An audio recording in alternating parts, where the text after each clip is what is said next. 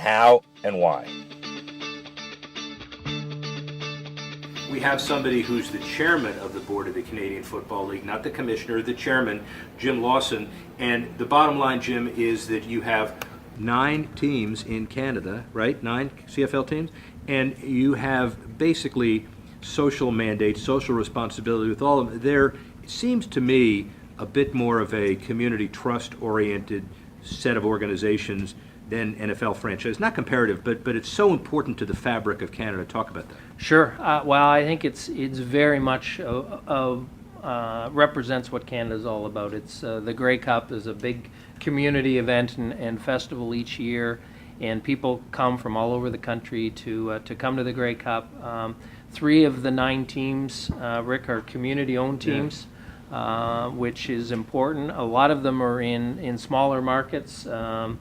Smaller relative markets. Hamilton sells out every game. Ottawa sells out every game. Regina, the entire province comes to a game in Regina. So it's a big part of every community that it's in. But it's been the Grey Cup has been very much a part of the Canadian fabric and culture for so long that, and there's a big Canadian content in the league too. That half the teams are comprised of Canadian players. I don't know whether you knew that, but Is it a rule that each team can have no more than X Americans? Is that the way it correct. evolves? Yeah. Does the X change on a regular basis, or has it been the same for years? It's been pretty constant. It's changed marginally, but it's interesting. The thing about Canada, there are pockets of population, and so when you go to university, you always know someone that's playing in the Canadian Football League. It's interesting because there are pockets of population, and these players that you saw playing in high school or playing in your university are in the Canadian Football League. So it really makes it part of the Canadian fabric. International show. This is going to be broadcast internationally, but I did get a kick out of the commissioner, the chairman, walking around today, and we're filming this before the Grey Cup, saying he had a little sandwich board saying, "I do not have Grey Cup tickets. Don't ask." It's a hot ticket. Problem. It's been sold out for 6 months. So pleasant problem. Wonderful. Give us your kind of elevator speech, career evolution. How do you end up here? I think that probably the main fact that got me here is practicing law at a high level, or I'll say sophisticated level, not to try and make myself sound sophisticated, but you understand when I say that, high level transactional law. I think that sort of skill set can translate into any business very well, and I had prestigious law firms in Toronto, obviously. And I would say that that was a great stepping stone. I had played some professional hockey. My father played in the Canadian Football League.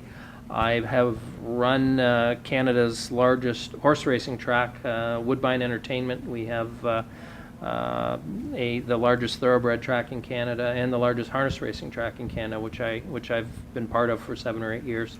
So it's and that too evolved out of, I think, my transactional legal background, and was recruited to do that. CFL has gone through changes in commissioner leadership a lot recently. Now you have one who seems to be destined for longevity. Hopefully, you could say that about anybody. But what's the general financial and social health of the Canadian Football League right now?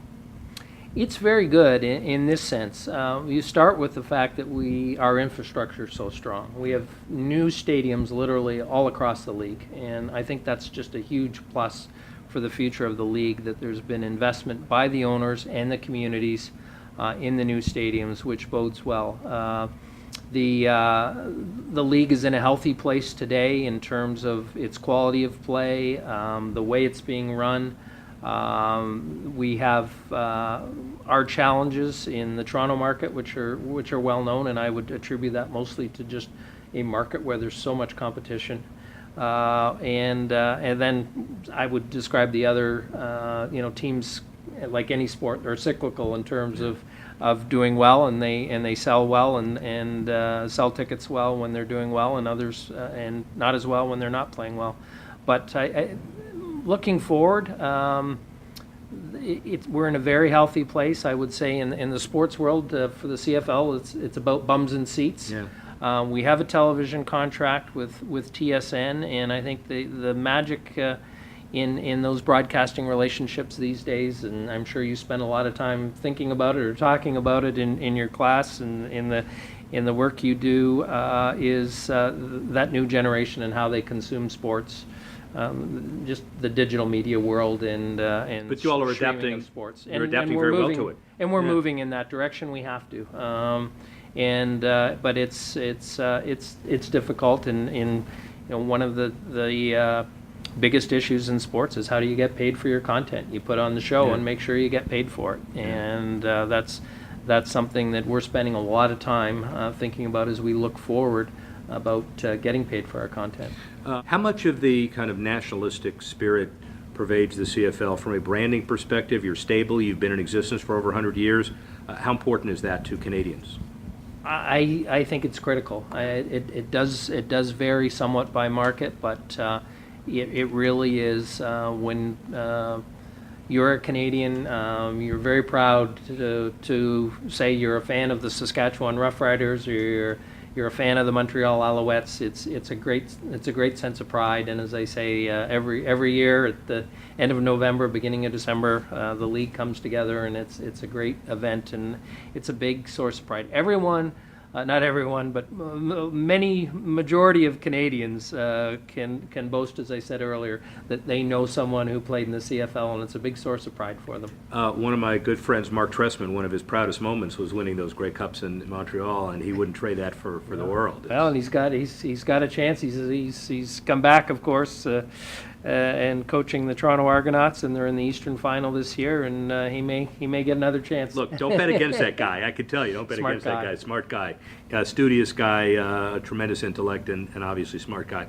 From your perspective as well, Toronto in the Buffalo Bills region, NFL, CFL. What's your working relationship with the NFL right now?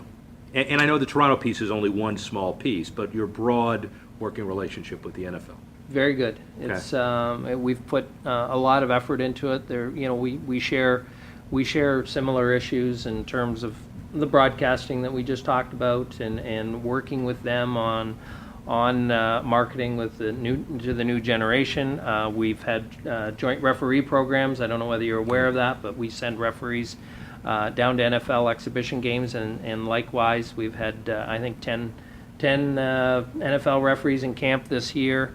We're working on them, of course, a hot issue of player safety, equipment, and we're finding there's a lot of reasons to work together, and it's been very positive. Of course, Todd Lewicki, who spent a lot of time in Canada, is Yeah. well known to us, and Todd's been a big supporter of these types of initiatives with officiating and otherwise. So we have a healthy relationship with the NFL right now. What's your greatest challenge? I guess you can consider, the youth football danger issues as one, and growth as another. But I'll let you, when you get up from a otherwise very restful sleep, being the celebrated hero of Canadian football, what's the one thing that gives you pause? Well, I think it's there are probably a couple things. I don't want to evade your question, but it's just the competition in terms of making sure that football stays preeminent as a sport that youth play. Yeah, that's good. I think that's probably one of the critical factors. There's so many, and a lot of it's for economic reasons. I mean, both in Canada and the U.S., when you see the number of youth now playing soccer, playing field lacrosse, playing baseball, playing basketball, we have moved a little bit away from the heavy capital, heavy equipment sports. Hockey is struggling somewhat for those reasons in Canada, and so it's just the cost of some of these sports. So that's a concern, and I guess the second concern we touched on earlier is just in the case of football in Canada being a Gates-driven league with big screen televisions and watching games on mobile apps. It's another big concern as we look forward and saying where's sports, in particular a game that's played outside in the fall in Canada, where's that going to be 20 years from now? I think you should open up the offense, have 12 guys, have a wider field, and only have 3 downs. Oh, you already do that? Oh, sorry. All right, I'll come up with some other ideas. 5 years from now, where is the CFL and where is Jim Lawson?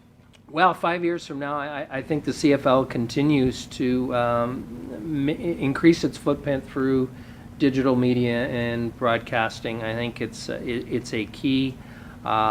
We are going to continue to take advantage of these new stadiums. I think the world of sports marketing has become focused, and I think the teams and the ownership and leadership in the league is up to that challenge. As for me, I love the league. I grew up in the league. My father played in the league, and I think there's a great ownership group which bodes well for the future of the league, and I hope I can be part of it. A great ownership group is great, but a great chairman that runs that ownership group is even better. Jim, thank you very much. Okay, I enjoyed really it. Thank you very much. Thank you. Thanks for listening